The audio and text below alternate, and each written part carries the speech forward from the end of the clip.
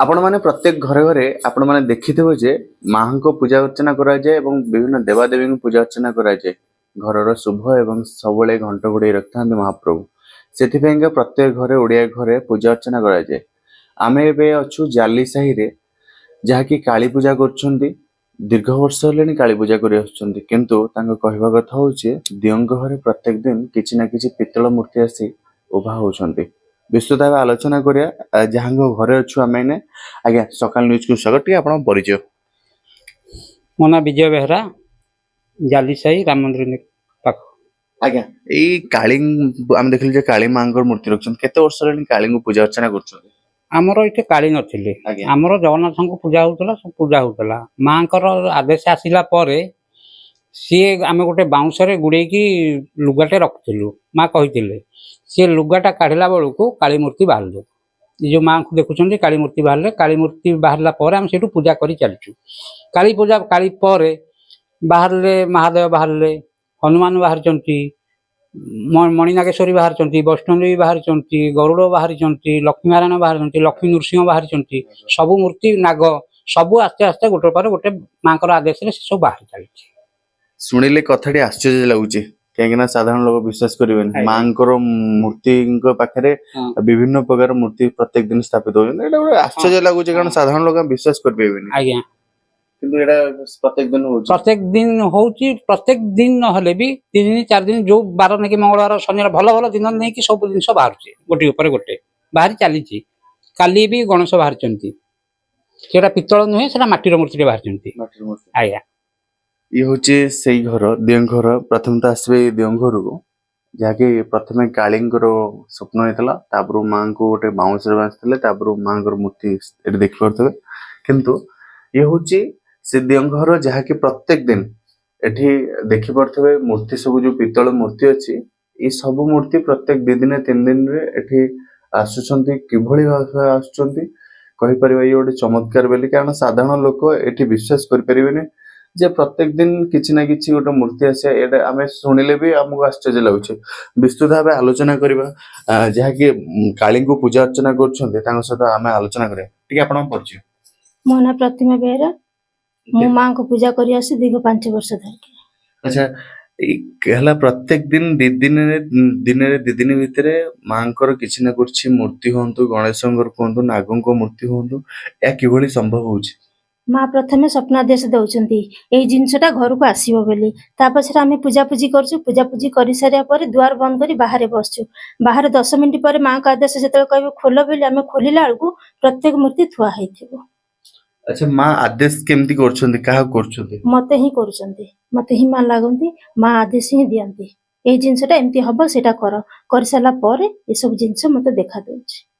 प्रथमे आपण घर को जो आसला मूर्ति आसला सेटा को मूर्ति आसला प्रथम हूँ सर्वश्रेष्ठ माँ काली आसिले पछरे माँ को स्वप्न आदेश है आ गोटे जिनस आसो आ गोटे जिनस आसो कौन आसो कौन ना तापर आम बसला भितर नाग देवता आसिले महादेव आसिले महावीर आसिले मणिनागेश्वर जितेक पितल को देवता देखुं सब ऑटोमेटिक गोटे गोटे बाहर ये आमे मैजिक देखथुल ये तो चमत्कार गोटे कहया गले गोटे चमत्कार कहीं साधारण मते तो विश्वास होनी जे हला एमती प्रत्येक दिन आसुची आपण किभली देखुचंदी आम भी देखिकी हठात आश्चर्य होगलु एटा कौन संभव कि जेहेतु माँ का आदेश भगवान पाखे किसी नुह संभव असंभव किसी ना सबू सामान तेणुक आम पाद तले शरण पड़चु आ पूजा अर्चना कर चलचु माँ का आदेश सब गोटे गोटे जिनस सब बाहर खाली मूर्ति आसुची ना कि सुना फुना नहीं सुना रूपा ये सब किसी आसी ना भोग होउची मन को मन थाली थुआ हम माँ कहे मत जिनसटा दरकार माँ मु कौटू आनी शरण पड़े आस्ते आस्ते द्वार बंद हम देखला को खीरी खेचड़ी पूरी डालमा भल मत इत्यादि जिनस माँ जगन्नाथ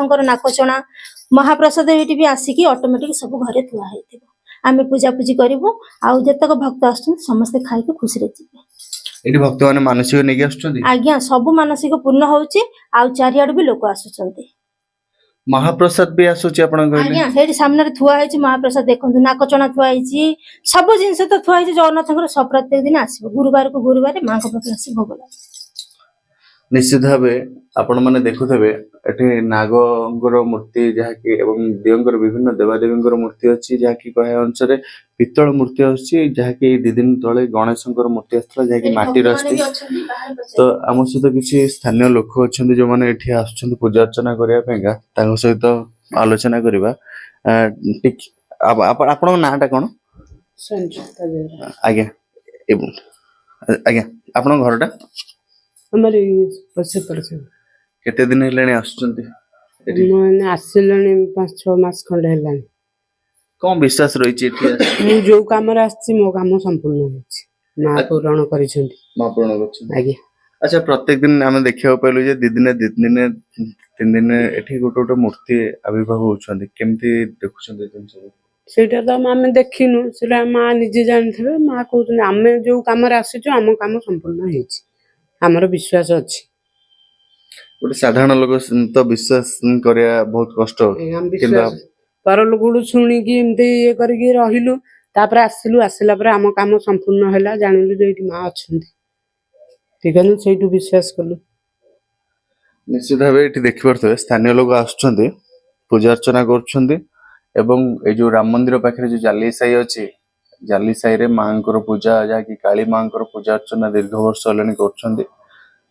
କାଳୀ ମାଙ୍କୁ ପୂଜା କରିବା ପରେ ପରେ ମା ଯାହାକି ସ୍ୱପ୍ନ ଦେଉଛନ୍ତି ଯେ ଏହି ମୂର୍ତ୍ତି ଏହି ସ୍ଥାନରେ ଅଛି, ଏବଂ ତାପରେ ଯାହାକି ବାର ଦେଖି ମାଙ୍କର ମୂର୍ତ୍ତି ହୁଅନ୍ତୁ କିମ୍ବା ବିଭିନ୍ନ ପ୍ରକାର ମୂର୍ତ୍ତି ହୁଅନ୍ତୁ, ପିତ୍ତଳର ଖାସ କରି ଯାହାକି ମୂର୍ତ୍ତି, ଏବଂ ନାଗଙ୍କର ଆଉ ହେଲା ମହାପ୍ରସାଦ ବି, ଯାହାକି ତାଙ୍କ କହିବା ଅନୁସାରେ ଦିଅଙ୍କ ଘର କବାଟ ବନ୍ଦ କରିସାରିଲା ପରେ, ପୂଜା ଅର୍ଚ୍ଚନା ସରିଲା ପରେ ଦିଅଙ୍କ ଘର ଯେତେବେଳେ କବାଟ ବନ୍ଦ ହଉଛି, ତାପରେ ମା କାଳୀ କାଳସୀ ଲାଗୁଛନ୍ତି। ପରବର୍ତ୍ତୀ ସମୟରେ ମା କହୁଛନ୍ତି ଯେ ମୁଁ କୋଉଠି ସ୍ଥାନରେ କୋଉ ମୂର୍ତ୍ତି ଅଛି ବୋଲି, ତାପରେ ସେ ମୂର୍ତ୍ତି ଆଣୁଛନ୍ତି। ଇଏ ଦିଅଙ୍କ ଘର ପୁରା ମୂର୍ତ୍ତିରେ ଭର୍ତ୍ତି ହେଇକି ଅଛି।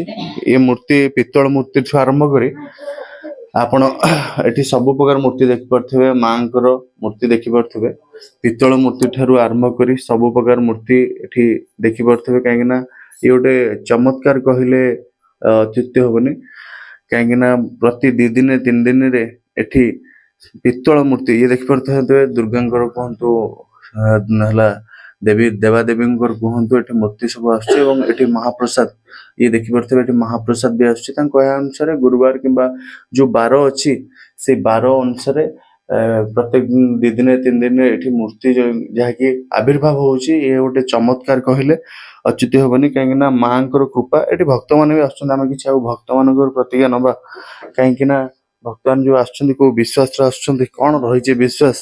ଆଜ୍ଞା ଆପଣଙ୍କ ଟିକେ ପରିଚୟ? ଆଜ୍ଞା, ମୋ ନାଁ ସନ୍ତୋଷ କୁମାର। ଆଜ୍ଞା ଆପଣଙ୍କ ଘରଟା? ଏଇ ସାଇଡ୍।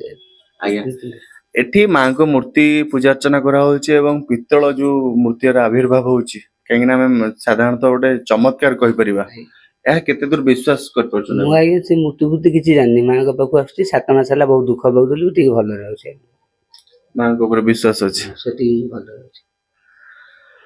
ନିଶ୍ଚିତ ଭାବେ ଏଇ ଯୋଉ ମୂର୍ତ୍ତି ଏବେ କିଛି ମାସ ହେବ ଏହି ଆବିର୍ଭାବ ହଉଛନ୍ତି, ଯାହାକି ଏହି ହଉଛନ୍ତି ସେ ଲୋକ, ତାଙ୍କୁ କାଳସୀ ଲାଗୁଛନ୍ତି, ଏବଂ ମା କହୁଛନ୍ତି ଯେ ହେଲା ଏହି ସ୍ଥାନରେ ମୂର୍ତ୍ତି ଅଛି, ଏବଂ ତାପରେ ଏହି ସ୍ଥାନରେ ମୂର୍ତ୍ତି ଅଛି ବୋଲି ଯାହାକି ମା କହୁଛନ୍ତି। ପରବର୍ତ୍ତୀ ସମୟରେ ଏହି ସ୍ଥାନରୁ ମୂର୍ତ୍ତି ବାହାର କରି ସେ ପୂଜା ଅର୍ଚ୍ଚନା କରୁଛନ୍ତି।